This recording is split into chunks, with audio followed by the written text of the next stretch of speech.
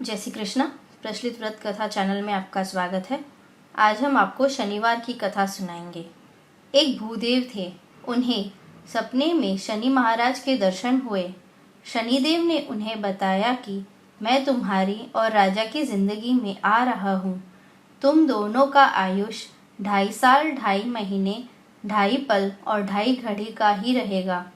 ब्राह्मण ने शनिदेव से प्रार्थना की कि आप 2.5 साल के लिए ना पधारे, न ही 2.5 मास या 2.5 घड़ी के लिए पधारे, मगर केवल 2.5 पल के लिए ही पधारे।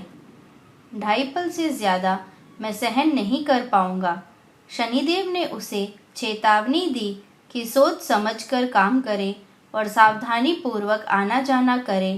भूदेव को तो शनिदेव का संकेत मिल गया, पर राजा बेखबर है। कुछ पल बीतने के बाद ब्राह्मण और राजा पर शनि महाराज के आगमन का समय हुआ। ब्राह्मण देवता तो सचेत हो गए। उन्हें शनि महाराज के आगमन का वक्त मालूम हो गया। उन्होंने अपनी पत्नी से कहा कि आज हमारे दोनों के जीवन में शनि देव पधार रहे हैं, तो घर में ही रहकर जप तप और माला मंत्र करना। स्वयं तालाब के तट पर पहुंचकर जप तप और माला मंत्र करने लगे। ब्राह्मण पत्नी अपने घर में तुलसी क्यारे के पास बैठकर माला फेर रही थी। उधर राजकुमार अपने अश्वों पर सवार होकर आखेट के लिए गए हुए बहुत समय बीत गया था।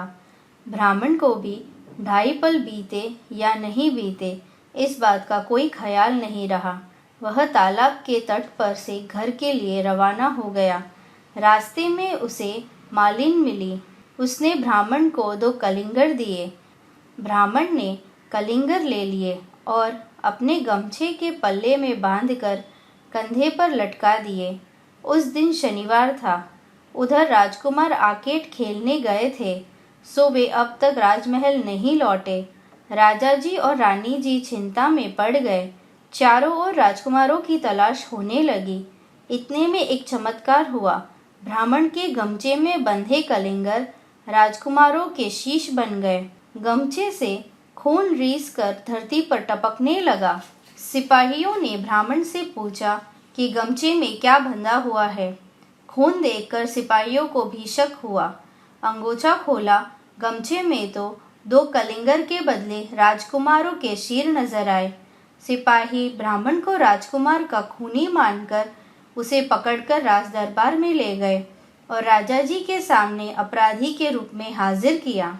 राजा ने तुरंत ही फैसला सुनाया कि ब्राह्मण को सूली पर लटका दिया जाए।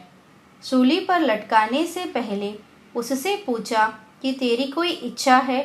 उसने कहा कि मुझे तो अपनी पत्नी से बात करनी है। ब्राह्मणी को वहां बुलाया गया। 3 बार बुलावा भेजने पर भी ब्राह्मणी हाजिर नहीं हुई। चौथा बुलावा गया। ब्राह्मणी ने 2.5 पल का विशेष ध्यान रखा था। उस 2.5 पल की अवधि में ध्यान समाप्त हुआ, तब वह राज दरबार में गई। इस बीच जो राजकुमार आकेट खेलने गए थे, वे भी हंसते हंसते राज दरबार में लौट आए।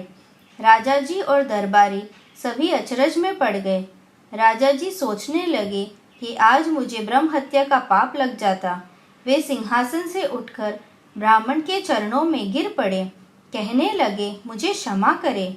ब्राह्मण ने बताया कि इसमें आपका कोई अपराध नहीं है। आज आप और मुझे दोनों को शनि देव आए थे।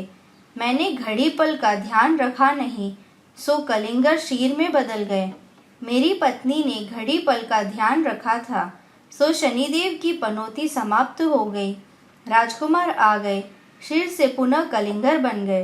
राजा ने ब्राह्मण से कहा कि मेरा भंडार खुला है, इच्छा अनुसार धन लेकर पधारे, मैं कलंक से मुक्त हो जाऊंगा।